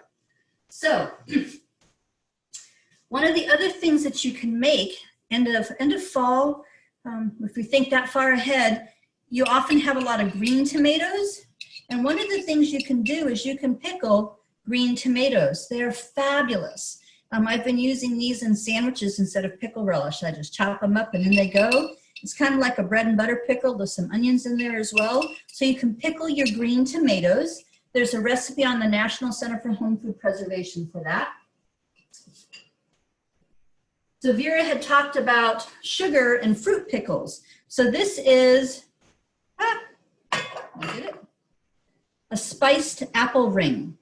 And so when you pickle fruits, it's usually in a sugary syrup. And so these are delicious, sweet pickle slices. And when we did these, we used one of those apple peeler and corer, so it just had the whole apple like an accordion, and we fit them in the jar, we put the syrup in it, and the vinegar and spices. They are delicious. So don't think of pickle as just a vegetable. One of the other recipes in your book is for a strawberry vinaigrette dressing.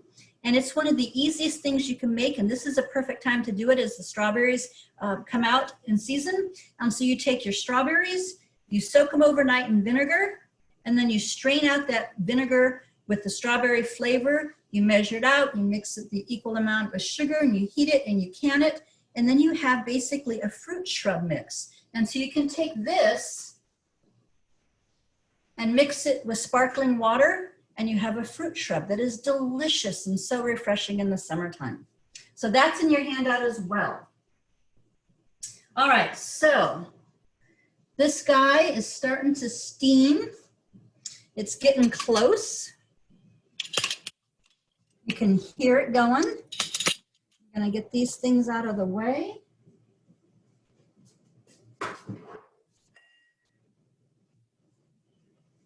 And one of the things that you can do if you're trying to see is the steam coming out, because you can sometimes see it, not always. If you take your flashlight, I'm not sure if you can see it. Let's see if I can find it. Yeah, can you see the steam come out? So right now it's just kind of sputtering. And when we've got a good steady stream, then we're gonna start timing. So one of the things that I tried to do once, because I know you have a 45-minute maximum time, and I thought, well, if I just add more water, will that work? Well, I added some extra water higher up than just above the rack, and I had water squirting out all over the outside of the canner, so you don't want to do that. All right, so I've got my steam getting ready to come out, so it's just about ready to start. And one of the things you can do, if you're curious, is it really hot enough in there? I can take one of those thermometers and I can put it in the hole and I can check the temperature. So if you want to make sure that's really the right temperature, you can use this. If you don't have one of those instant read thermometers that has a handle, you want to make sure that you use a pair of tongs so that you don't burn your hand. All right, so we have a good, I'm not sure if you can see it from here. Oh, I know how I can show you.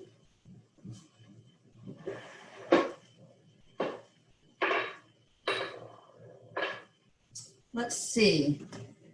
Is it easier to see? Yeah, so you can see the steam is coming out. We've got a good solid stream of steam. So what I'm gonna do is start my timer for 15 minutes.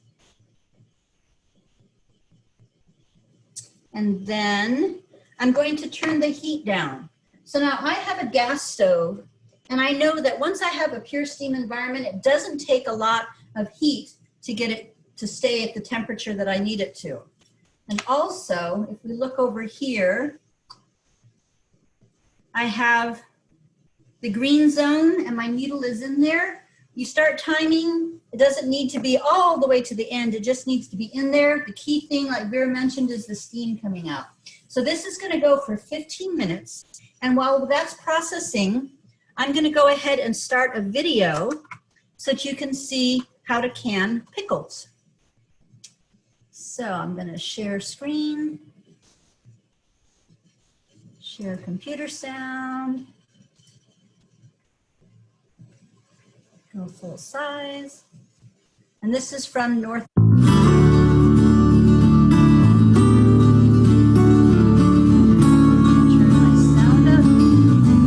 Hi, I'm Debbie Stroud, and this is Homegrown in the Kitchen. And I'm going to show you how to make a quick fresh pack dill pickle.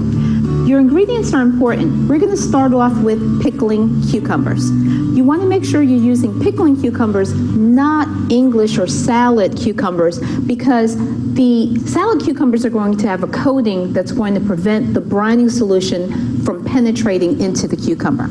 So you're going to take your cucumber and you're going to trim 1/16 inch off of the blossom end. The blossom end is the lighter end.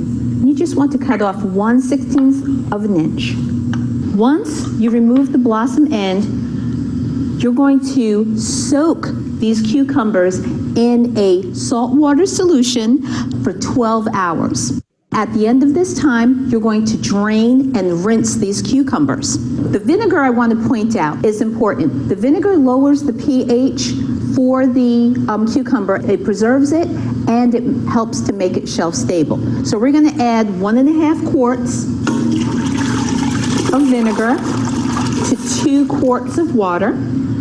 We're going to add 1/4 cup of sugar, 3/4 cup of canning salt, 14 head of dill, 2 tablespoons of mixed pickling spice, and 3 tablespoons of whole mustard seed. And we're going to bring this mixture to a boil. Once your brining solution is prepared, we're going to go ahead and fill our jars. Now you'll notice my cucumbers are no longer whole. If you find that you have a jar that is too small for your cucumbers, it's fine to cut them. Okay, we're now going to fill the jars. For this recipe, you need to leave 1/2 inch of headspace. Headspace is important. If you leave too much, all of the air may not be driven out of the jar. If you leave too little, you might have your canned item pushing on the bottom of the lid. Your headspace might change if you use the wand to force out air bubbles. And you want to make sure you're not leaving any extra air in the jar. And yes, 1/2 inch. This wand is really great.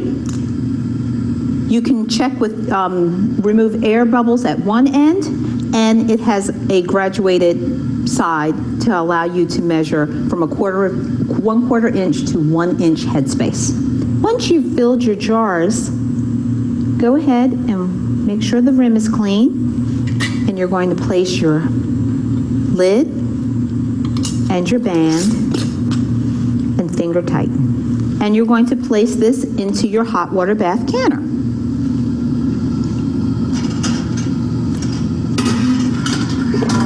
The jar should be covered with 1 inch of water, and when it comes to a boil, you're going to put the lid on and process for 10 minutes. When processing is finished, place your jar on a cushioned surface and leave it for 12 hours to allow for it to seal. You will know if you have a seal when you check the top and you push down. If it goes up and down, then you don't have a seal.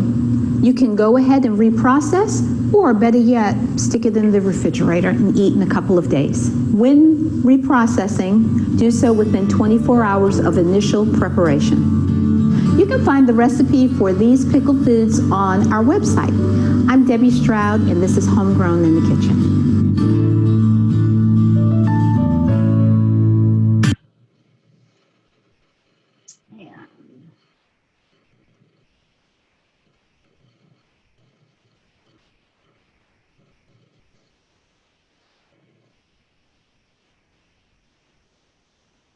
Okay, so that was the basics of making pickling, or making cucumber pickles. And as you saw, there's a lot of time with soaking in advance.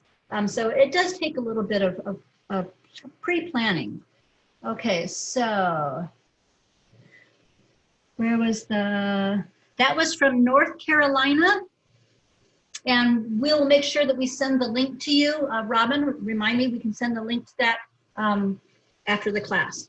Okay, a couple of other recipes that are in your handout. We have the pickled garlic, bread and butter zucchini, which is delicious. There's a lot of things you can do with zucchini.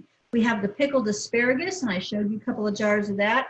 Bread and butter pickles, those are delicious too. And as you want to use pickling cucumbers, they are much more firm, and you want to have nice crisp cucumbers. And so like the demonstration said, or the demonstrator said, you want to make sure you cut off the blossom end. And then, just because you can pickle all kinds of things, there's bread and butter jicama. So you can make jicama pickles as well. You can pickle just about anything. And then on page 12, we have the recipe for the apple rings that are spiced in the strawberry vinaigrette dressing. And then one of my favorites on the last page is the watermelon rind pickles. And these are fabulous. So now with watermelon rind pickles, if you can find them, you want to get the seeded watermelon because it has a thicker rind that you can use. But if you only have the seedless, you can still use the seedless as well. It's just going to be a thinner rind. But watermelon rind pickles are fabulous. They're very, very good. All right, so Vera, we have a little bit less than 8 minutes. So do you want to go ahead and do your section, and then I'll interrupt you when the timer goes off, and we can just play tag and go back and forth? Yes, ma'am. All right. All right, let's get back to after processing. I guess we're not getting back to. Let's talk about what we do after processing in more detail. And so that is the second half of the handout that you have that has the processes, if you rather. And so we're doing from 5 to 8. So processing, we're done processing. And so now we're going to talk about the boiling water canner, and that's where we remove the lid and set it aside and let our jars chillax. I know they're not really chilling because they're like not cold at all. They're like really hot, but chillax sounds better than like hot lax. So you're gonna let them just cool for 5 minutes, and then you can go ahead and remove them.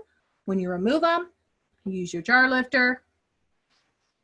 A lot of people are often very tempted by the fact that there's a puddle of water on the top of their jar to tip it sideways. Do not fall into this temptation. You can do it. Make it a game. Lift the jar, trapping as much water on top as possible, and move it over to the surface you're going to be keeping your jar on, which should be a towel, a kitchen towel on some type of surface. You don't want to completely put your jars on the countertop where it could be really cold. And again, that could cause that whole temperature like breakation. So you'll want to make sure that you do not tip your jar because again, it may not be sealed yet and you could compromise that seal. Let it sit and let that water just evaporate on its own, which I find is a fun kind of science experiment. Like how fast can the water evaporate? Ooh, super cool. You could do it with the kids if you have kids. Once that's done, you're going to go ahead and leave your jars for a while, and we'll talk about that next after we cover what you're supposed to do with the steam canner and how it differs. So with the steam canner, we are only going to leave the lid on. We're not going to take it off. We're going to process, leave the lid on, wait 2 to 3 minutes. You're going to turn off your burner for the duration of that 2 to 3 minutes. And then once that 2 to 3 minutes is done, we can open the lid and do the same thing with our jar. Lift it straight up and down and put it onto the surface that we're going to keep it on. And remember that you'll want to put it where you're going to keep it for the next 12 to 24 hours because you do not want to move them or risk them tilting and whatnot and ruining that seal. So it's 12 to 24 hours that they're going to stay put wherever you put them. So a good point would be don't put them near a draft. You'll want them to be in a nice safe place. You do not disturb them 12 to 24 hours. It's often the hardest part of canning is to not touch the jars when they're chilling. Don't do it. You can do it.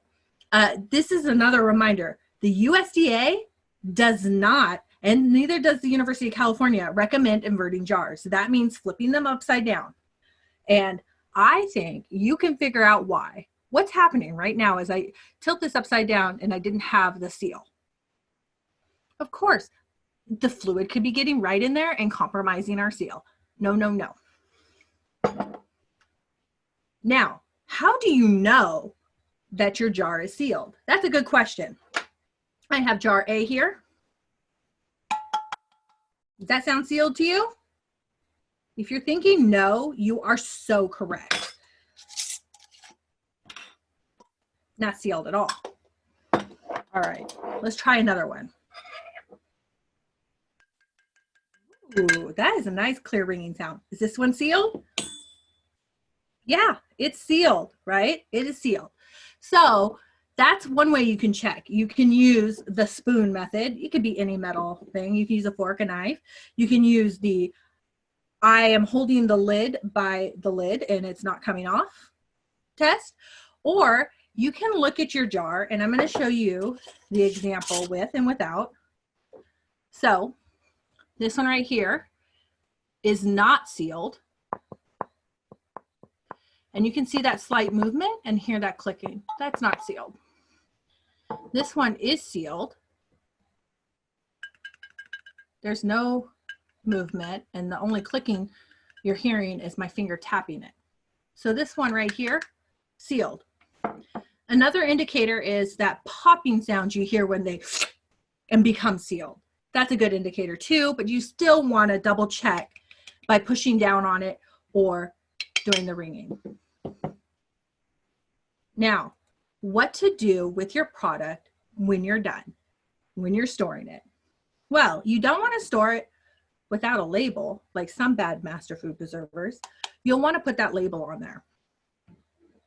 You'll also want to make sure that you check the seal, and any unsealed jars that go through the process, they can have, you have two options for them. Well, you technically have three. You can store the unsealed jars in the refrigerator, or you can reprocess. Sometimes it's not a good option to reprocess because it'll overcook the food and it'll lose the texture that you want or something like that. Another thing you could do is just eat it right then. So there's that option. When you're storing the food, you do not want to store it with the lid band on.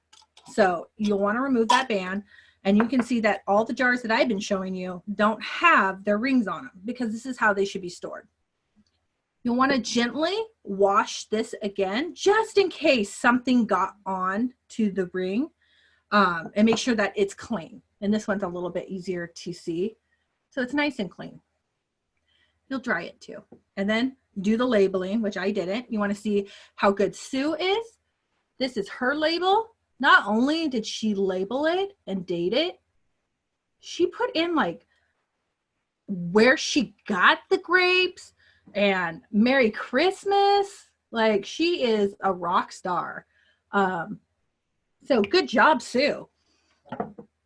Next, you'll want to put it in a cool, dry place. So make sure you're not storing it above your stove or places that temperatures go from one extreme to the other. Usually your cupboard is a good place, and you'll want to use it within 1 year for best quality. That doesn't mean that it's not good after 1 year. It's just that's when it's going to have the best flavor.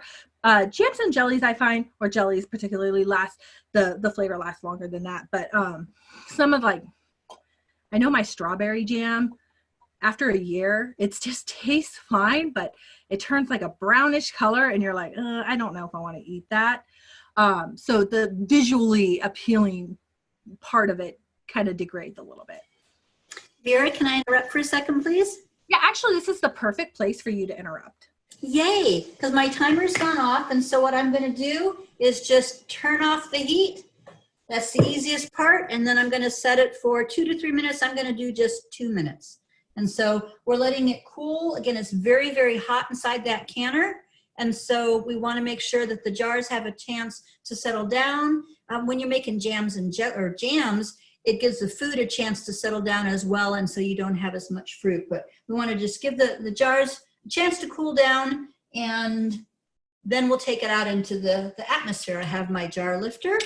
I have my tray with my towel on it. Sometimes you could just use a cutting board. You just want to make sure that the jars stay off of the cold kitchen counter surface.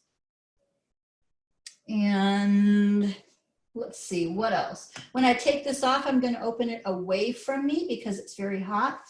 And Vera, I'm glad William doesn't like peppers in his garlic because I forgot to put these in each of the jars. It was an optional ingredient, so we don't have the flavor of the pepper in the jar. But I have more garlic, so I'm going to make another batch later, and I'll put the peppers in that. All right, so we've got it's been almost 2 minutes, so I'm going to go ahead and call it. And I'm going to open the lid again away from me. The steam comes out, it's very hot. You want to make sure that you've got a place to put your hot lid. And then it's kind of cool. Let's see if you can see it. Come on into focus. Oh, it's hard to tell. But I can see that the water is boiling inside my jars. Where'd it go? It's kind of hard to see the bubbles with the camera. But I'm going to put it straight up, straight over, and onto my protected surface. I do have water on the lids. And if, like Vera said, you don't want to touch it. It was the hardest thing when I started. So I'm going to just leave them here. I had a batch of sauerkraut once, and it was the next morning before the jars sealed. So they'll seal fairly soon. If the camera's still on, I'm going to turn it back to Vera, but you can hear the little pop, and it will force the vacuum seal down, the lid will go down, and we'll have a good seal. But now it's done. We'll let the water cool. We only have a couple of inches of water, and you can see that the water level went down just a little bit, so not too much. We had a nice, good, gentle boil. We had a good steady steam of steam coming out.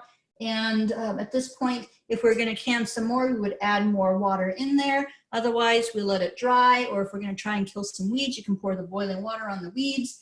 But then you just clean things up and you're good to go. So Vera, I'm going to turn it back over to you.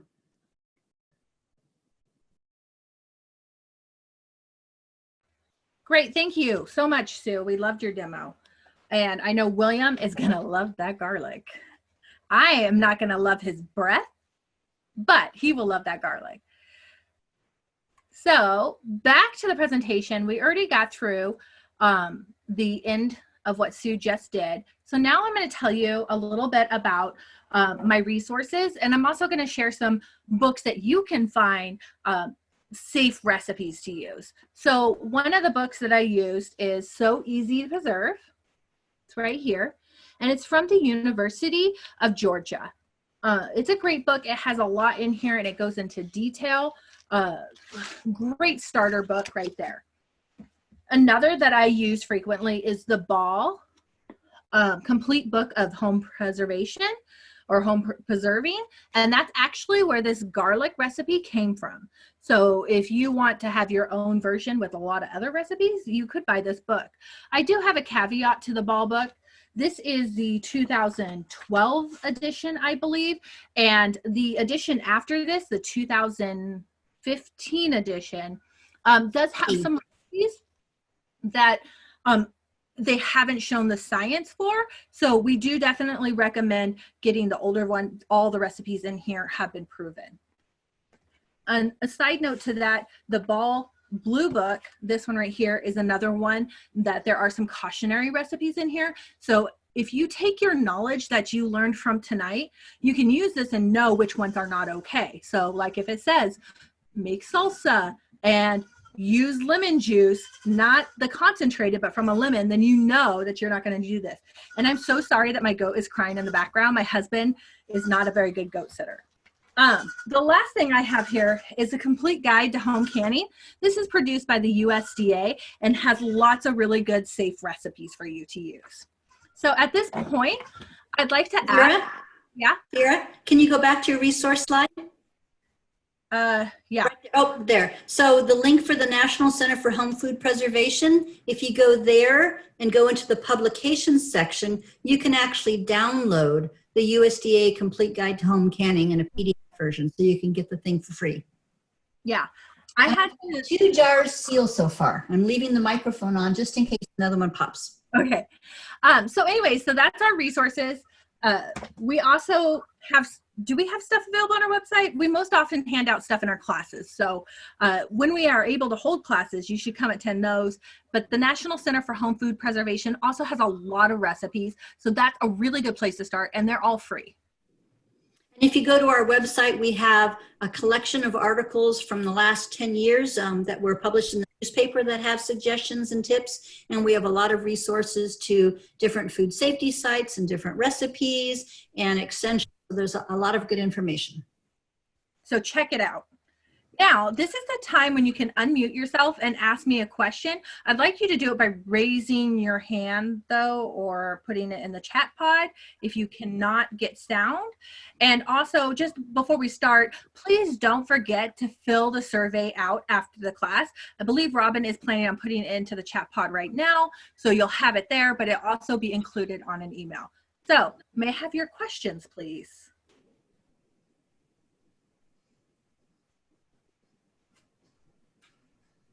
If I don't get any, I feel like I'm winning, but You did a good job. we have there's something in the chat. Let me check that to see if it's Robin putting the evaluation in there. Yes. So the evaluation is now officially in the chat pod. So if you'd like to click on that now, you can, and I'm still taking questions. Any question? Fair game. I think we're good. Okay. Thank you for coming out today and participating with our very first online boiling water and steam canning basics. I really appreciate that you guys took the time to come out and check out this class and bared with us on our very first trial. Thank you. Woohoo! And you're free to go and enjoy the rest of your evening. Thanks, everybody. And Robin just emailed the handouts and the survey to you. So check your email. Thank you. Thank you. You're welcome, Candy. Thank you. Thank you, Nancy and Michelle. We're so glad you could all join us.